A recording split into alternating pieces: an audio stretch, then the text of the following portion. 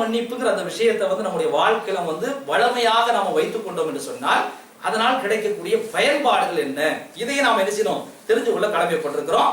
குர்ஆனை நீங்க எடுத்து பார்த்தீங்கன்னு சொன்னா, தப்பு பண்ணிட்டு அந்த தப்புலயே ஒரு மனுஷன் இருந்தான்னு சொன்னா அதுக்கு வந்து அல்லாஹ் என்ன செய்றான், பல்வேறு விதமான நெருக்கடிகளை அல்லாஹ் என்ன செய்றான், கொடுக்குறான்.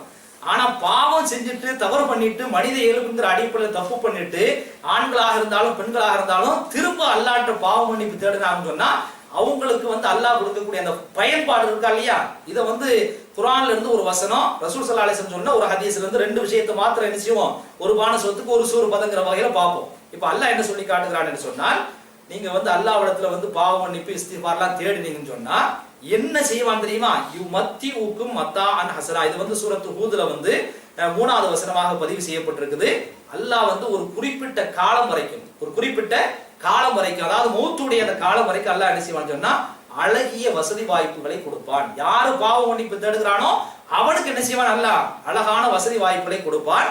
வயூதி குல்லதி ஃபதலின் ஃபதலகும். இந்த உலகத்துல நீங்க பாத்தீங்கன்னா, நீங்களா இருந்தாலும் நானா இருந்தாலும் சரி, ஒரு ஸ்கில், அதாவது ஒவ்வொரு மனுஷனுக்கும் ஒரு தனி திறமை இருக்கு. இந்த தனி திறமையை வச்சுதான் என்ன செய்வான், அவன் தன்னுடைய வாழ்வாதாரத்தை இந்த உலகத்துல எப்படி வாழணும் அப்படிங்கிற வகையில வந்து பொருளாதாரத்தை என்ன செய்ய முடியும், திரட்ட முடியும். இப்ப நான் இருக்கிறேன்னு சொன்னா எனக்கு நல்ல என்ன செய்வான், ஒரு தனித்திறமையை கொடுத்திருப்பான். இந்த தௌஃபீக் இருக்கிறான்னா அவங்களுக்கு சில தனித்திறமையில கொடுத்திருப்பான். இந்த தனித்திறமை இல்லாம இந்த உலகத்துல என்ன செய்ய முடியாது, யாராலும் வாழவே முடியாது. அந்த ஸ்கில்ல வளர்க்கணுங்கிற வகையில வந்து இன்னைக்கு என்ன செய்றாங்க, நிறைய அந்த ஒரு கூட்டங்கள்லாம் கருத்தரங்கள்லாம் என்ன செய்றாங்க வச்சிருப்பாங்க, நீங்க எல்லாம் போய் பார்த்திருப்பீங்க.